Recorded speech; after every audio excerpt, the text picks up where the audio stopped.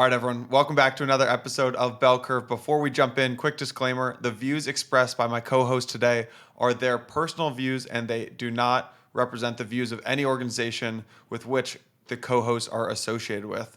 Nothing in the episode is construed or relied upon as financial, technical, tax, legal, or other advice. You know the deal. Now, let's jump into the episode.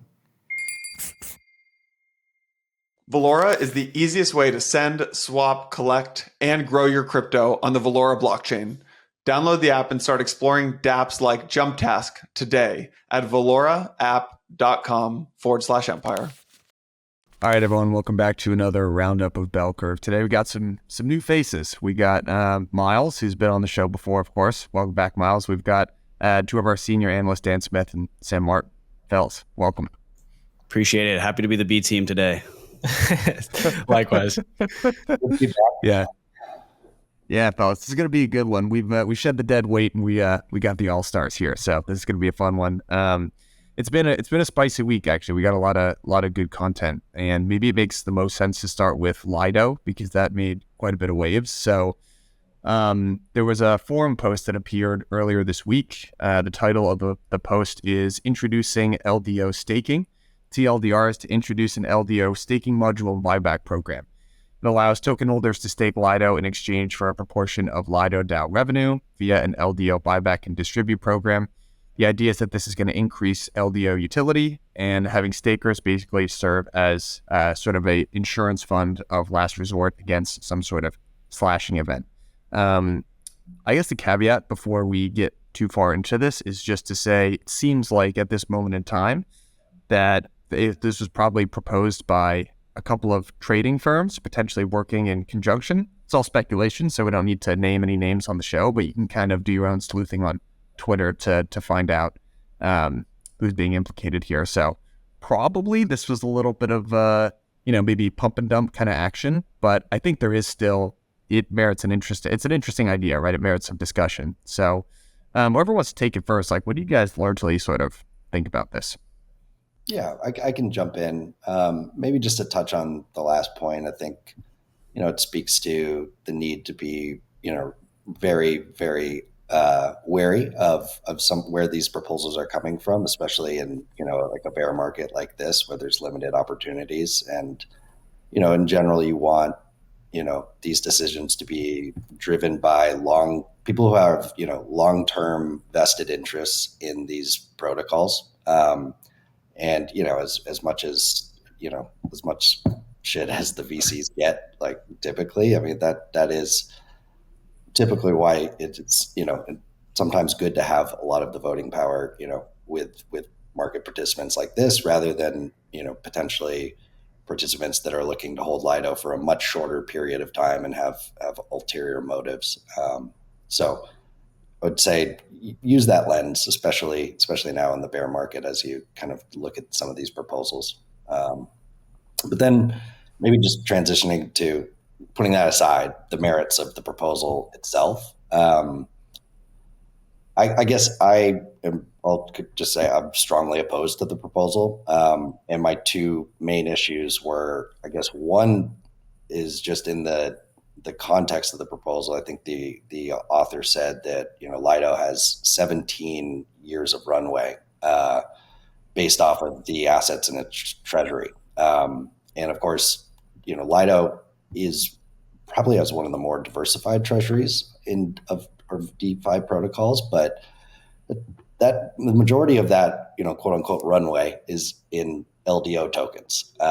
And to be able to pay, I think a very significant contributor base at this point of around 70 or 80 people, they need stable coins, they need cash, or at the very least they need Ethereum. I think LDO, plays into their comp for long-term, incentives, but that's just very, very wrong to be using, native tokens as to calculate the runway. And I think we can look back to, I think it was Hasu and Monet Supply wrote a great, managing treasuries well piece, I think a while ago. So that was my issue number one, is that, they need this revenue to pay for expenses. And they have about, I think, $30 million of non-LDO expenses next year and roughly $30 million of revenue coming in. So if you send out half of that revenue or whatever was proposed to token holders, now you're operating at a loss and you have to go sell more Lido on the open market or find more VCs to buy it in order to extend that runway. So that's number one. And then number two is, even if Lido was profitable, and you kind of put these runway issues aside, I think there's just far better ways to allocate capital to maximize long-term token value at this point for Lido than to start returning capital to token holders. My general mental model for these things is that if you are profitable, you will use the revenue to pay for your expenses for the next year, and then whatever you have left, you want to invest in basically the highest ROI opportunities. For Lido, this could be, investing in the staking router, really helping bootstrapping some of these new validator sets, really building out the dual ETH or stETH Lido governance. These are the things that's going to maximize Lido's, long-term market share. And then once you get to the point where you can pay for all your expenses, you've allocated capital towards the highest ROI opportunities, and then you still have, revenue left over, just like a traditional company, that's when it starts to make sense to start returning that capital as dividends. And so I don't know why, maybe it's just the nature of tokens being, highly liquid, but people tend to want to distribute capital back to token holders in the very early stages of these protocols. And I just generally think that it's poor capital management, or capital allocation management. So yeah, we'll stop there. But yeah, no, I strongly agree with your takes on that, Miles. And around the treasury runway thing, absolutely, that's like super clear to me, and I really don't think most people would have an argument around that. I think the real debate really comes around like revenue distribution. That's like where I see kind of two clear camps, and I'm firmly in the belief that the model you just described is perfect in reference to pure governance tokens. Like if the token doesn't play a direct role in the ecosystem, whatever that may be, there are plenty of different ways that we've already seen protocols design an ecosystem around a token. Like even in the most basic sense, which may or may not be a great model. I'm not supporting the model, but like Curve uses their token to create this like liquidity incentive program, and they kind of like pull from the Bitcoin model. All right, so like that is one example of where this could make sense. But if in a pure governance token model, returning revenue to the token before it's like matured, and to your point, like has no better places to reinvest the capital, is like nothing short of mental illness. It makes no sense. That like I can't figure out a way to justify how that makes sense. And in the case of Lido more specifically, after they take their 5% of all staking revenue, that like currently is annualized at about $14 million. And, obviously ETH price fluctuations affect that. And the current ETH staking rate affects that as well. But let's just use that $14 million number for now. And the proposal suggested that up to 50% of that 14 million could be redistributed to the token. So that's $7 million going to a $2 billion token. Like, why are we doing this? This doesn't make any sense. Like, please go use that revenue to pay developers to expand your protocol, to improve your protocol, to improve the UX, to create a new service offering, literally anything. Like, this is their job, and it needs to be kept within the protocol to fund future growth. Yeah, strong agree with that, Dan. I also just think a good analogy for that is like, what if a bank's only business model was to take customer deposits and put them in short-term T-bills? Like, they wouldn't be making that much money. It's like the same with Lido. Like, they're gonna have to diversify that product offering. I personally would love to see like an LST backed stable with that's like kind of like governance minimized, and most of the excess revenue actually flows to an insurance fund, because like down the line 10, 20 years, you could actually do some interesting things like with that stable coin after you have proper reserves backing it. So I don't know. I think just in general, they need to focus on growth. And then also like, I don't know if you guys remember a little while ago, they were talking about giving stETH holders governance rights over Lido because it's so intertwined with Ethereum security. But this is exactly the opposite of aligning incentives. This is literally trading ETH for LDO. Like, it's value extractive for the LDO token. So very against this proposal. I think there's a lot of interesting things they'll be able to work in down the line, but I just don't think that time is now. Yeah. Totally agree. And, I think the faulty narrative that is, used to support some of these ideas is that if you start paying out dividends or returning capital in some way, that's going to, pump the token price. And now all of a sudden the LDO in your treasury is worth more. So you can, have a longer runway. And that's why it's like a good capital allocation decision. But if you just look back at protocols that have implemented these models, there's typically like a token pump, narrative driven token pump, in the month after the announcement comes out.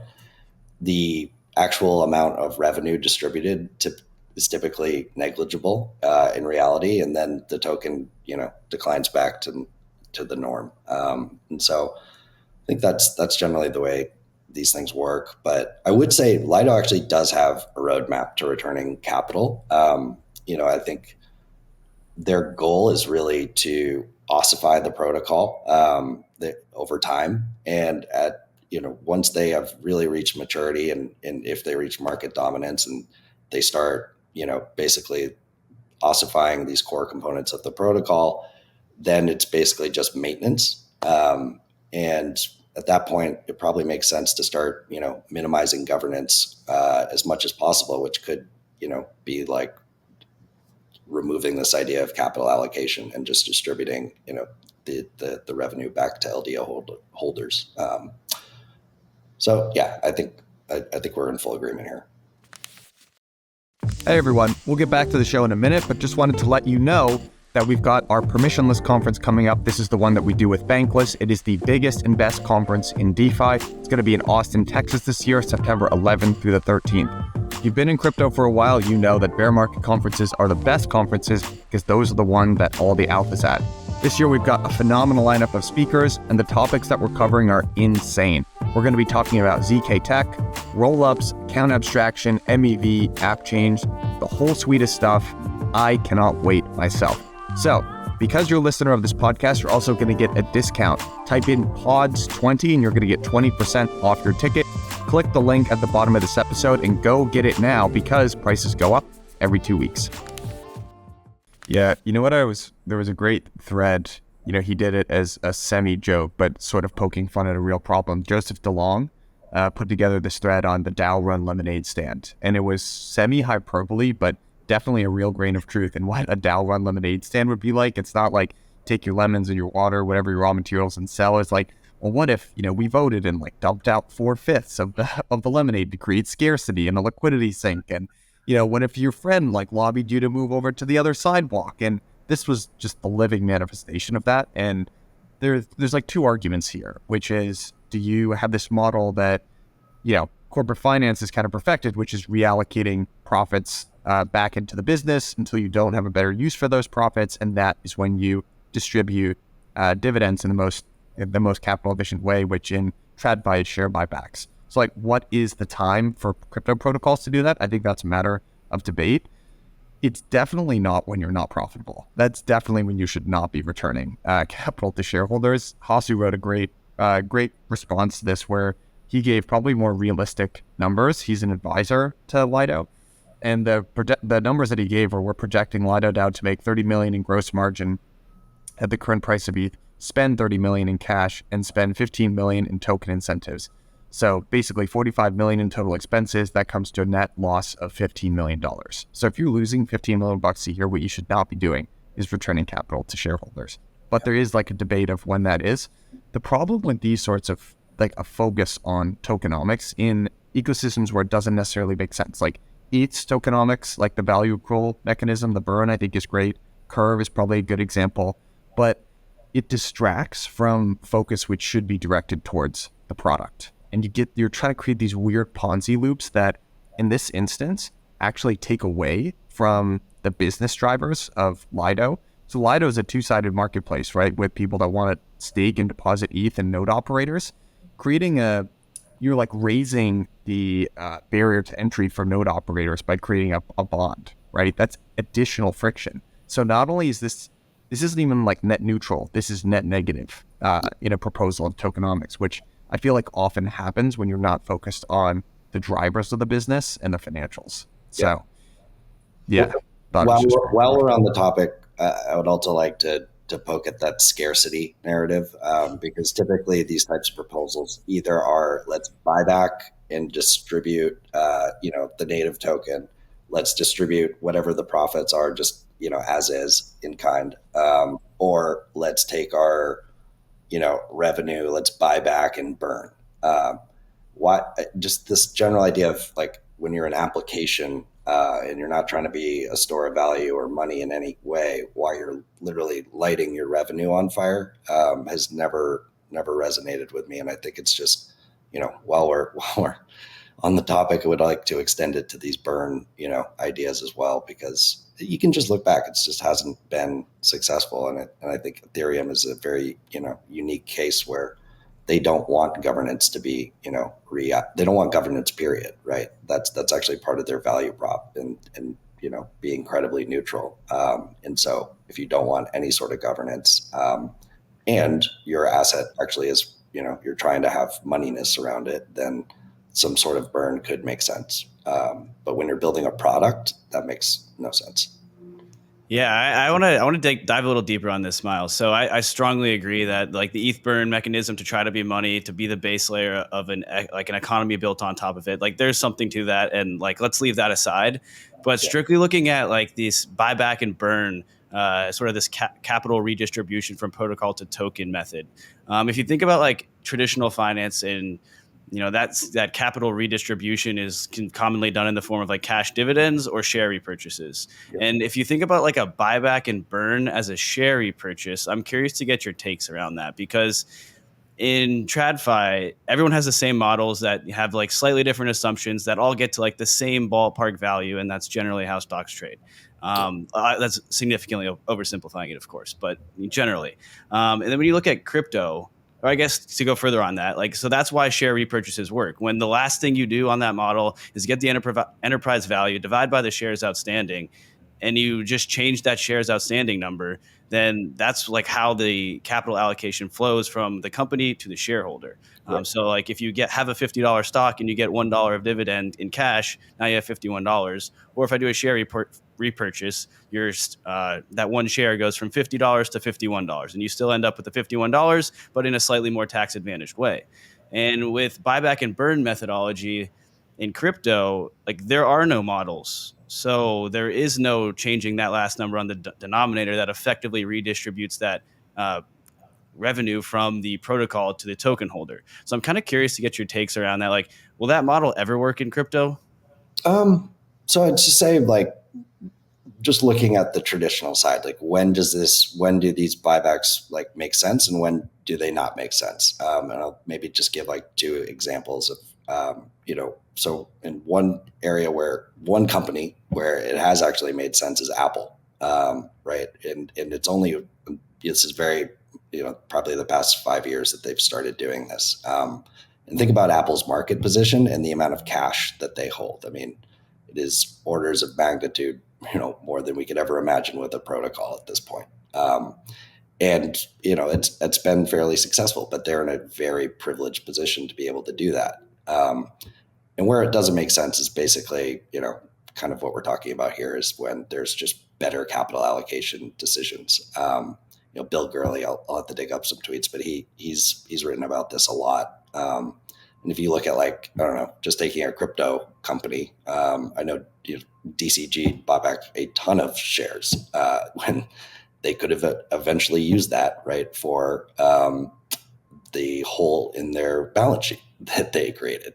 So these things, if you're, again, it is a little bit short-sighted in most scenarios, but yeah, I think maybe at some point we could get to the point where that makes sense. If Uniswap has 95% market share of all DEX trading, and they want to start burning Uniswap because there's really nothing else to invest in, then that could make sense. But I just think we are years and years away from this making sense for an application that's building a product.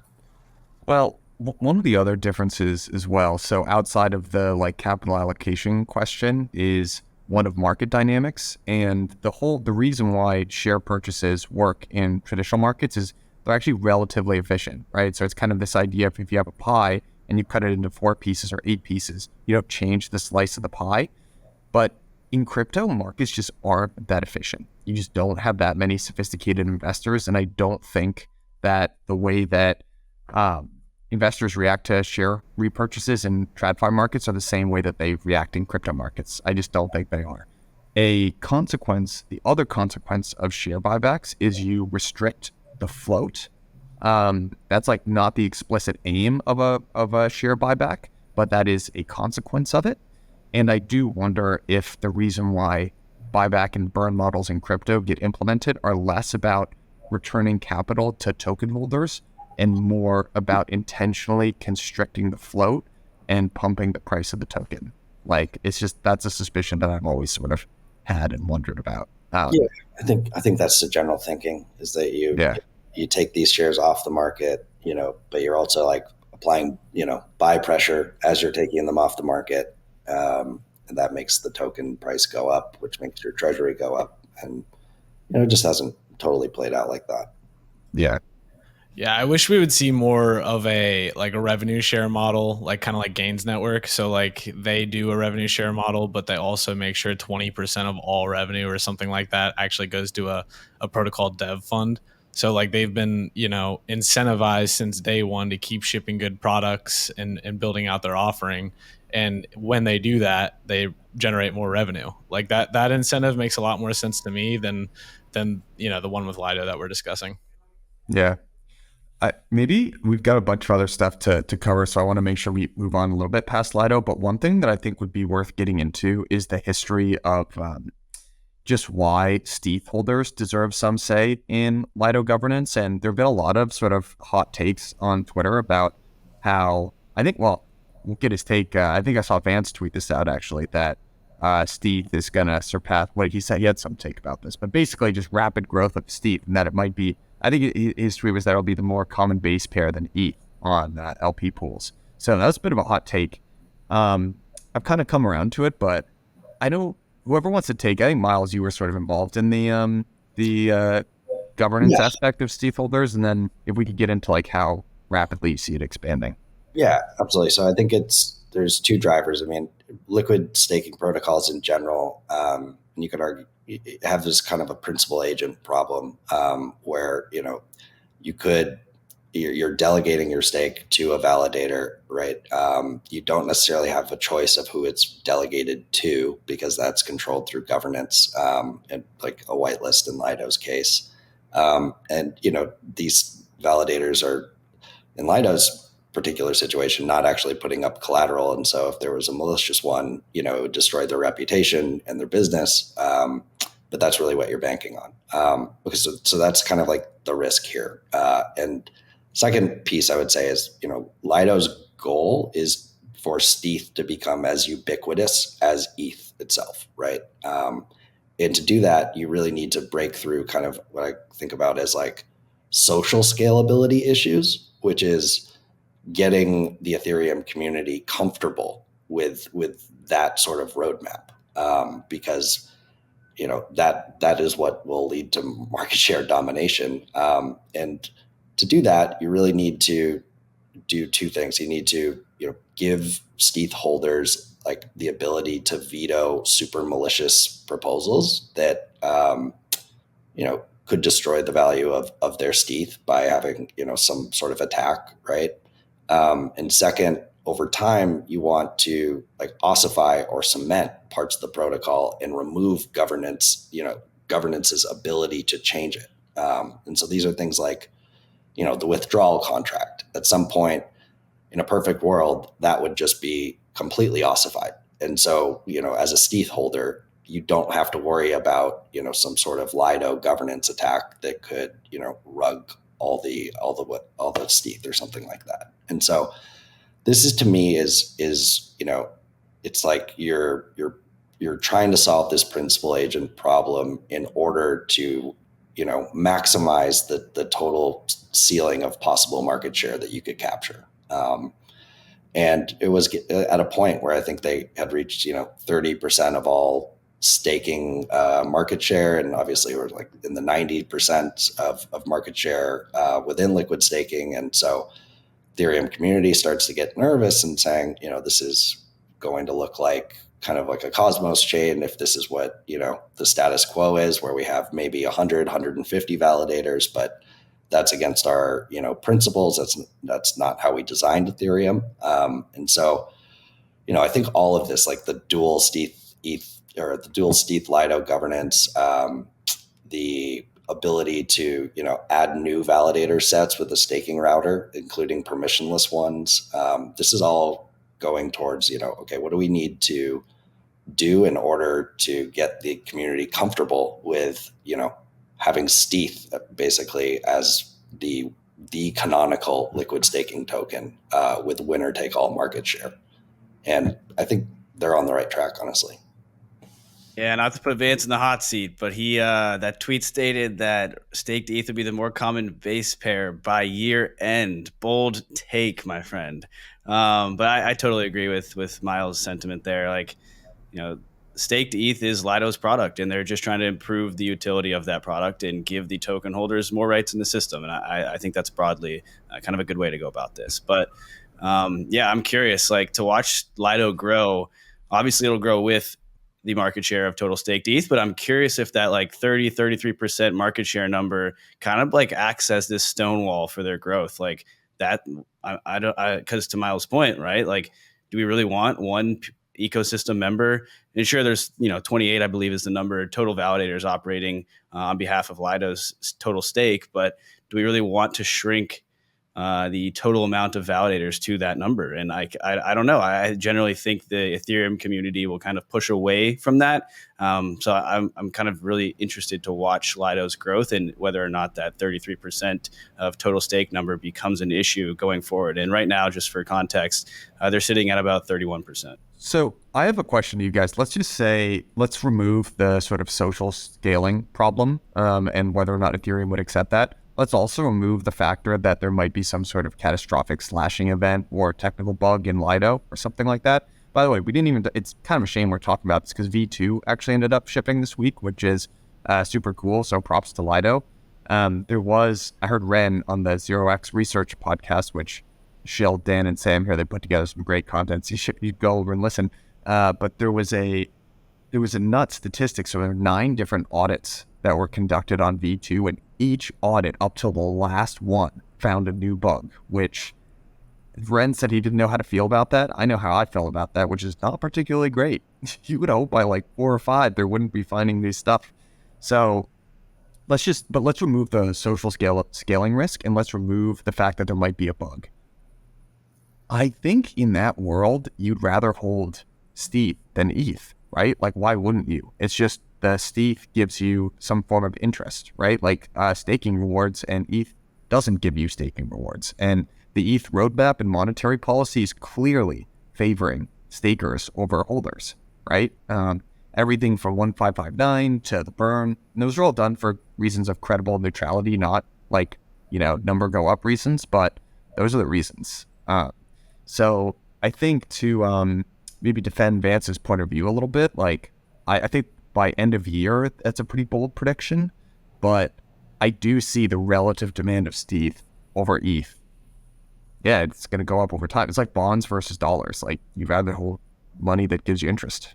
But the counterpoint in that example is the U.S. government's the only issuer of like what gets deemed as risk-free bonds, but there's multiple protocols that issue liquid staking derivatives of ETH that use different models, just very clearly. And Lido's the winner today. They kind of had a huge first mover advantage with being the first liquid staking token listed on Aave. If you pull up the chart of outstanding staked ETH, and then map over like when it got listed on Aave, it is very, very clear the impact that had.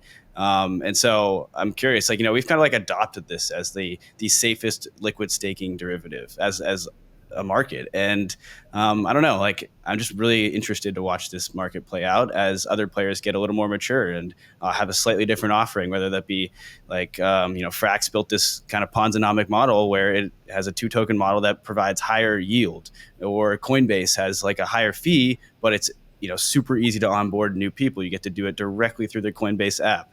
There's like these different trade-offs with all these different models. So I don't know, like that's my issue with how does one liquid staking derivative become the de facto base pair. Is there's just so many different offerings that like ultimately I fear that we're going to get this like liquidity fragmentation in that world.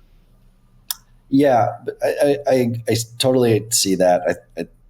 I do think that there's also a lot of forces that push it towards winner take all, though, right? Because the liquidity, basically begets more liquidity. Begets liquidity. Yeah. And so on. And there's a lot there. I think one thing that, been thinking about, and we work closely with the Liquid Collective team, and, there is a part of the market that just from a, compliance standpoint can't really touch Lido, because in order, maybe they're like a centralized custodian that is a fiduciary on behalf of their customers, and they cannot, basically support staking to non-KYC validators, and they don't kind of reach their levels of compliance. And so, and then there's another part of the market that just ideologically, would prefer like a rocket pool sort of, model. And I think that that's why the staking router is so important, because you basically have your existing set of whatever it is, like 30 validators or something like that. And 100% of deposits are going there today. But you could also see them adding different validator sets that cater to those other parts of the market, and then splitting how the deposits are allocated across those different validator sets as well as within them. Interesting. Yeah, and so I do think that it's a big question here. Of, I would say that the Coinbase success has been both ease of access as well as compliance, which I don't think a lot of people think about. And that kind of like ties together this whole conversation of go use that $14 million to build out the staking contract. And that was the first thing you said, Miles. Yeah.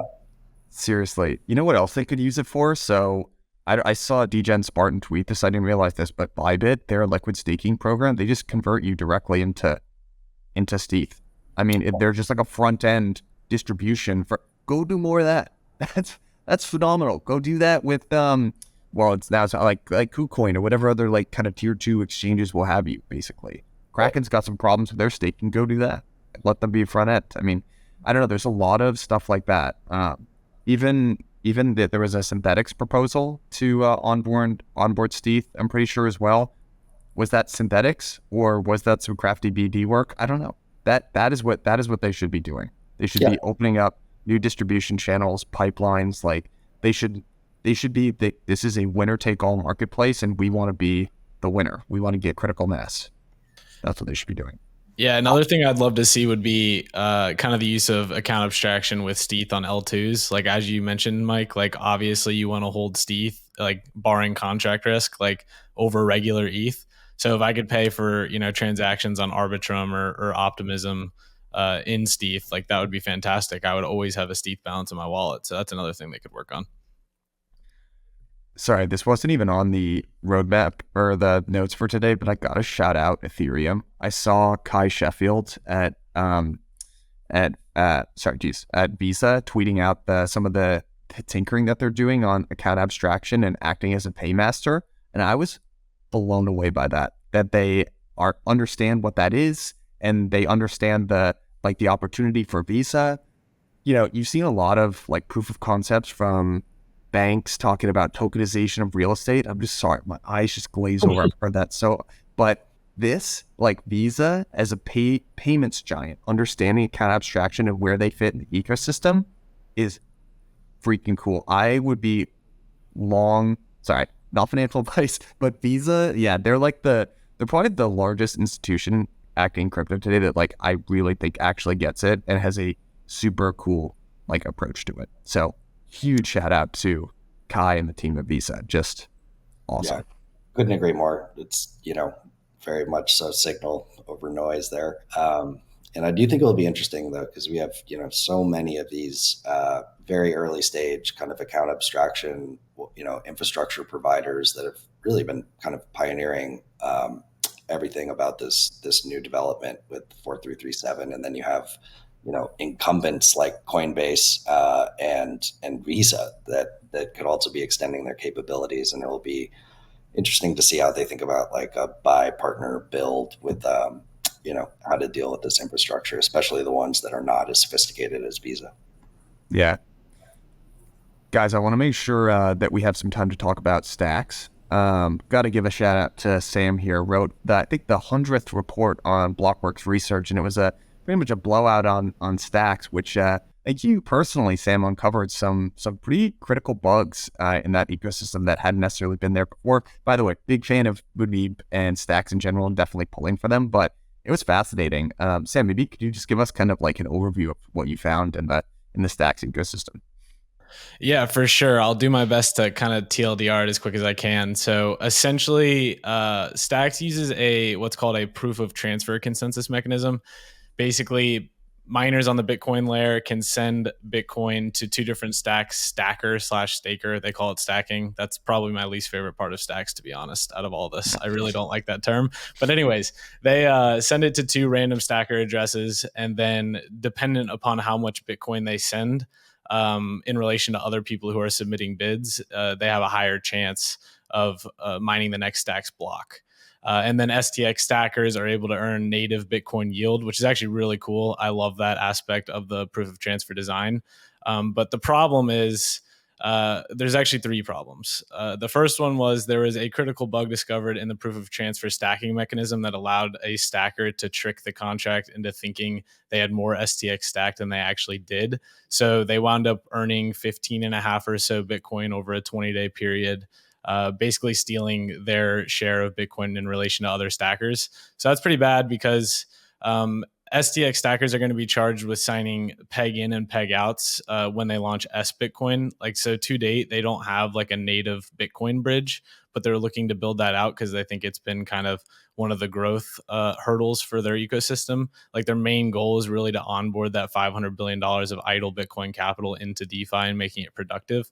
But had this bug occurred with S Bitcoin Live, all of the Bitcoin in the bridge would have been at risk. So that's the first bug. The second one is Bitcoin MEV related. Basically, F2 pool, the mining pool that has a 15% share of Bitcoin hash power, has been excluding or ignoring other stacks mining bids and including only their own. So that way they can send as little Bitcoin as they want to STX stackers and still win the block since they're the only competition for that block. So that's really outright censorship and kind of the first example of Bitcoin MEV that I've really seen. So it's super interesting. But yeah, F2 pool over the last 6 months has pretty much had 70 to 100% market share over block building on stacks. So obviously that's a problem that needs to be addressed. And then lastly, Stacks has been experiencing more reorgs as of late, and there isn't really a kind of a root cause known by the team. They think it's kind of just connectivity issues, but this is really bad just because Stacks is going to undergo the Nakamoto upgrade and they're going to introduce fast blocks. So they'll have blocks in between different settlement blocks. So that way the block times are faster and they're not plagued by Bitcoin's time to finality. But I'm not so sure how this is going to impact that. So definitely something to keep an eye on. But yeah, reorgs are obviously bad because they're going to reduce network throughput, potentially like have some nodes drop off the chain, make it less secure. So there's definitely a lot of problems that Stacks needs to combat. But it's cool that they're trying to tie their chain closely to Bitcoin, because me personally, like I'm very excited about the prospects of bringing DeFi to Bitcoin.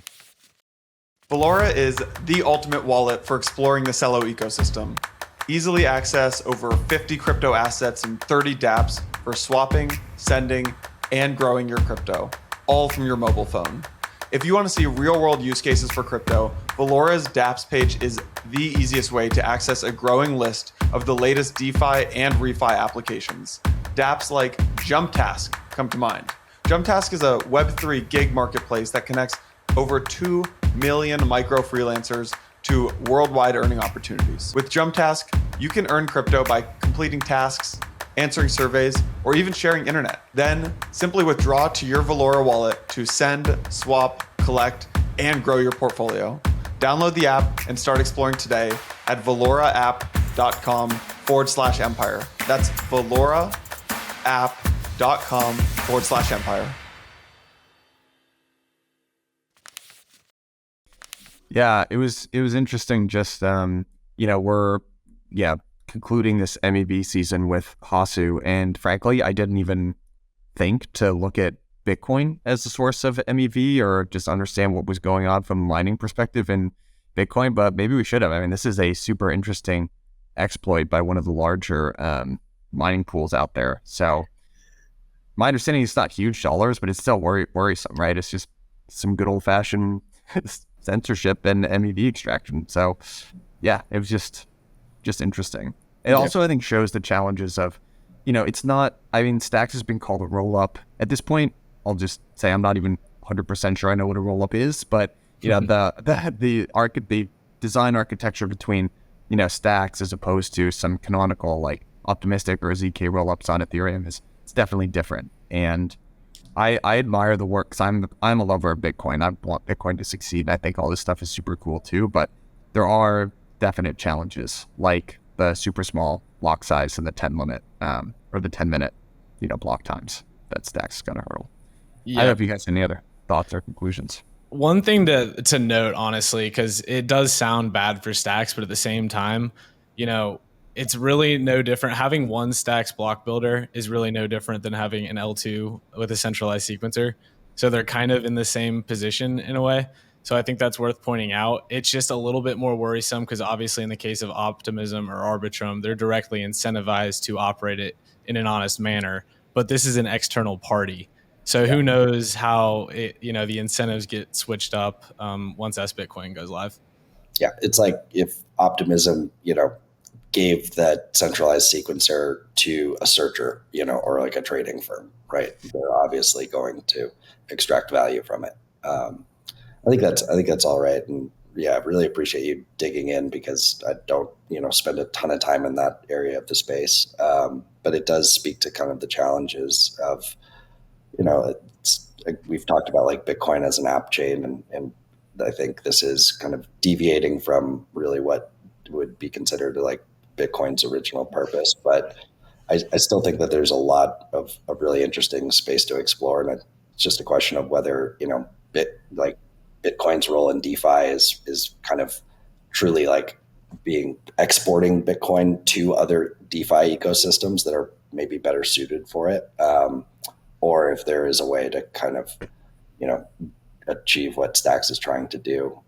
It's unclear to me if that's, kind of them trying to get, a square into a round hole, because it's just, very, very different than the design of the base layer. Yeah, no kidding. And one interesting thing from this, though, was the nefarious actor was F2 pool in the case of Stacks, and we've also seen them, do have a little nefarious activity on ETH back in the proof of work days, and they were like kind of messing around with timestamps on the consensus layer. And if you actually credit to a guy named Alex on Twitter, well, maybe we can link this thread in the show notes, but he actually found a address on ETH mainnet that's tied to the founder, or what I believe to be the founder of F2 pool. But nonetheless, it seems to be an F2 pool address. And this person is withdrawing SNX, the token, to Ethereum mainnet, bridging it to Optimism, and then redepositing it back into Binance, and then just like looping that process. So I can't come up with any good reasons as to why that is. But given their previous behavior in the space, I think that's kind of something to keep an eye on as this event develops. Likely not good whenever they're doing. It's like, I don't know, maybe they're just bored and they're trolling Binance. I have no idea, but that seems like that's generally not the case. There must be some financial incentive here. Yeah. Maybe just before we can close with Tether and the announcement that they're going to start their own little Bitcoin purchasing program. But what do you guys think in general about just ordinals and BRC20s? And I guess there's kind of like the ordinal NFT inscriptions, and then there's also like it's part of a wider attempt to actually build out robust DeFi on top of Bitcoin. I'm kind of two minds about it. Yeah, actually, I'd love to get your guys' opinions on it, but I've thought a little bit about it myself. Yes. At first, I thought it was a bit odd, or like this is just kind of a fun experiment. But I don't know. The more I've thought about it, I guess, if, again, back to this like framework of Bitcoin as an app chain, and really a place like their product is this extraordinarily censorship resistant asset, right? You could those same properties actually make for like NFT storage and minting, somewhat attractive. And I guess I would not expect there to be like NFT fi on Bitcoin, just because it's not like, if it's just people holding NFTs there and buying and purchasing occasionally, then that makes sense. But I wouldn't expect any, maybe where it becomes like high volume trading of these things happens somewhere else. But yeah, I think they also overtook, Ethereum NFTs in volume this past week. So there's something there. It's at least speculation. Yeah, I'd say fad. I don't think it sticks around for that long. Like, I do love the one thing I like about it is obviously the immutability of Bitcoin. Like, a lot of NFTs on Ethereum aren't as immutable and censorship resistant as a lot of people think. But I don't think there's any legs to it for specifically static images. That was so bad last bull run at this point. Like, I think the fun part about NFTs at this point is just the programmatic ability. God, I can't talk right now, but you know what I'm trying to say is of the NFTs, like Blend. Like, I'm not saying that's actually a good product or not, but I just think the interesting part of NFTs is the ability to add utility to them on like a smart contract enabled platform. Yeah, I think I lean in your direction, Sam. But I kind of like the idea of ordinals. I mean, if we like take a step back, Bitcoin has a fee problem. It needs to generate organic fee revenue at some point. Like, I'm not saying its model won't work, but that is just a problem that it's going to have to deal with at some point in the future. And at least with the rise of ordinals, we can point to this and be like, okay, maybe we can innovate something. Because prior to that, they'd be like, well, I don't know. We'll come up with something eventually. And that was the thick of it. And now at least we have something to point to. Be like, okay, maybe this, the whole speculation side of this, not great. But let's try to like build this out into a more sustainable ecosystem. And that's kind of how I'm viewing it. So tend to agree the speculation side of things is a fad. It's just like, it's clearly not built properly, right? So like when you trade these BRC20s, you like you're creating an NFT that says like, this is for 3,241 tokens. And then if somebody wants to buy 5,000, they'd buy that NFT and then keep buying NFTs of other token lots until it added up to 5,000. Like that's never going to work. That's not scalable. That's ridiculous. Yeah, I couldn't agree more. It's a lot more than just, JPEGs, right? That make NFTs a lot more interesting. I mean, even Lido's, I think the withdrawal process just involves an NFT, which is just another example, right? You see NFTs in Uniswap v3. There's a lot more that can be done here but it is, a vehicle for speculation, and they needed one.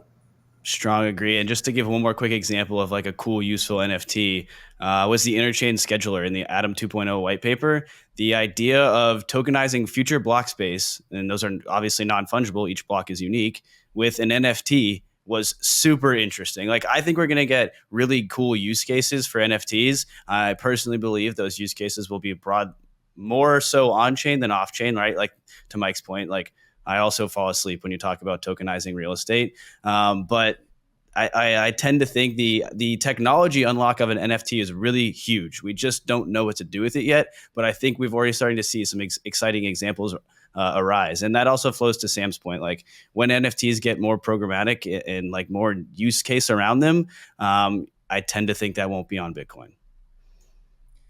Yeah, I've kind of thought about this a decent amount, and I think ultimately, first of all, I kind of just am more in favor of like market type planning than central planning. And like, if the market wants to do this, I don't know. I just think central planning goes wrong very often. And I kind of had a knee jerk bad reaction to the Bitcoin high priest saying that maybe miners should censor these transactions when ordinals were originally taken out. That just really rubbed me the wrong way. So Who knows? And eventually Bitcoin had to figure out their monetary policy, because once the block rewards went away, like they had low transaction fees, and that was not going to be enough to secure a network that they were hoping to grow at the size that, like to really grow. So I think this is like an interesting solution.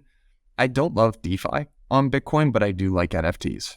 I think NFTs, like it's been interesting to watch NFTs on Ethereum. Like when are these going to move to Polygon or Arbitrum or something like that? They don't, because there's a provenance, there's like a little bit of cachet for like minting on a more expensive chain. Bitcoin fits that to a T. And Bitcoin has culture too. Like they've got culture. They've got a fan base. So I don't know. I think I like the Ordinals. I'm a little bit less of a fan of DeFi on Bitcoin, but still worth paying attention to. Let's transition here to Tether, and maybe we could close on this topic. And frankly, I would love to get your guys' thoughts. So we just got the latest attestation report from Tether. And this, I think, Dan, you were the one who pointed out that there was I guess this came from BDO, which is not top 4, one of the big 4, but it's number 5. It did come from the Italian branch, and I say this as an Italian, so I mean no slight against the good folks of Italy, but I would like to see this come out of America, I'm not going to lie. But yeah, I mean, there was, it looks like everything is sound in terms of their balance sheet. They did announce that they were going to be basically reinvesting 15% of net operating profit into Bitcoin buys, and in gold as well. So would love to just sort of get all your guys' thoughts about this. What do we think? Good idea? Bad idea? How are you thinking about it? I mean, Tether's a business and they want to make money, so I get it. As long as that's with the profits and not my deposits, I would greatly appreciate if deposits are backed 1-to-1. We don't need any more fiascos like that. So, yeah, I agree. I think this was their first attestation with BDO. I think that's a huge step in the right direction. I hear your sentiment on the Italian branch of it. Like, all right, what's going on there? But Dan, do you not trust Italians? Hey, with a name like Dan Smith, you'd never hardcore. believe it. But also got some deep roots in the Italian heritage. But yeah, I don't know. I think it's cool. I think people were threading about the buy pressure on Bitcoin, and this is like a fraction. If you annualize the revenue they made in Q1 and assume that they continue that out, I forget the exact number, so I'll ballpark it at like $400 million of Bitcoin buy pressure. That is an absolute fraction of the annual miner issuance or miner subsidies. So it's cool, but you'd probably need to see like USDC and Circle and like the issuer Paxos of USDP and like all these other stablecoins as well kind of participate in this. But, Tether is largely the largest stablecoin. So I don't know. It's cool, but that's about it for me. I got a question for you guys. How in the world is Tether not in any way impacted by the banking problems in the US? Like their liabilities are US dollars. They have to hold them somewhere, and those banks likely have exposure to US dollar denominated debt, which has been obviously the root cause of the banking crisis. So I just don't understand how they haven't been affected at all. Let me layer on, because there was a worry a little while ago. I don't know if you remember a Chinese real estate developer called Evergrande coming under an enormous amount of stress. And the worry was because the word has been, bond traders, they don't trade anything on like Tether's behalf. They don't know any other traders who they don't know anyone who trades on Tether's behalf. So the speculation was always that they must be trading Chinese commercial paper. Then Evergrande imploded and they said, we're not impacted by this at all. So Sam, I think the only logical answer to your question is that they were in China, they dodged it perfectly, then they went to the US and invested in US treasuries. They knew the banking crisis was coming and now they're back in China. I think that's a perfectly logical explanation. That's definitely what's going on. That was the funniest part about everybody fleeing USDC during the DPEG to USDT Tether. And it was like, the implication is that there's no exposure to the U.S. Banking system, which I guess at that time was probably a good thing. But, broadly, you probably do want exposure to the largest financial economy in the world. So I don't know. Yeah, I don't think that's up to them. I don't think any banks are servicing Tether. I think they've got some red flags would come up on a a conservative bank's compliance department's DD. But yeah, I have no idea. I think you could, like, we've had Tether FUD for years now, right? And it comes and goes in waves, and you can spin up a story for exactly the worst case scenario here that makes a lot of sense, and you could also just kind of continue to blissfully ignore it, which is basically more or less what we've been doing. And who knows what the truth is. Yeah, I would be very disappointed if this was another LFG approach to diversify some sort of the collateral into Bitcoin, which we've seen can go poorly. Especially, I mean, all this. Remember what happened with that? It was like, yay, all this buy pressure on Bitcoin, and then it blew up, and we're like, no, all this sell pressure on Bitcoin. So, you could see that too. But I don't feel very strongly in either direction. I think at this stage, I think it's okay to demand transparency, especially for something as impactful as Tether, as it is a $2 billion market cap. I don't understand the justification for being so opaque. It simply should not be this difficult to get more insight and transparency into their balance sheet. And I don't know. I feel like, to be honest with you, my knee-jerk response to this was, yeah, Do Kwon was like a year ago. If this Bitcoin, is buying Bitcoin now going to end up being a poor financial decision? Probably not. We all work in crypto. I'm pretty bullish. I'd be bullish at this price level, and it'll probably end up being a good financial decision. I guess my question is, what's the reason why they're doing this? Because if it's an optics and marketing decision, then I really don't like it, to be honest with you, because just pattern matching, I have sort of negative associations with who's done that in the past. So I don't know. I think it's something that's interesting to watch, and I would love to see the sort of pressure just ratchet up on Tether to just be more transparent with their books. They could be. Yeah. I don't understand why we don't insist that they are more transparent. I just think they should be. Yeah, I think we have insisted. I think the obvious answer is they don't really want you to know exactly what's on there. Or that's the skeptical view, obviously. Right? And then on why they're doing this, I would have to. I don't know a ton of background on the history of the team that runs Tether, but they could be OG Bitcoiners that just, this could be some sort of ideological thing, or it could feel like it's a hedge on kind of some tail risk, black swan event with a lot of their the credit backing their collateral. Yeah, I think the reason, if I'm the Tether founder, to do this is either A, make it all back in one trade, or B, I'm trying to position myself as the future global bank, because obviously if you think crypto, if that's part of your thesis, you're going to need Bitcoin liquidity. So I guess it makes sense to start buying now as opposed to later. But yeah, those are the only two reasons I could come up with. I feel like everyone on this call is going to know this, but do you know which blockchain settles the most amount of Tether? Oh yeah, it's an extremely highly reputable blockchain. Please, no more questions like these. Yeah. Good old Justin Sun's Tron with what is it, 50 some odd billion? Yeah. It's the gap is actually widening. You can see. It's the amount settled on Tron is growing faster than Ethereum, so the gulf is widening there. But I don't know what's up with that. I've been wondering for too long. I need to go listen to his Empire podcast with Jason, but I want to hear his answer, because why? I need answers. There's no economic activity over there outside of Justin's $2 billion in their version of Aave. So I don't know, man. Yeah, I don't know. Yeah. We end this podcast with more questions than answers, unfortunately.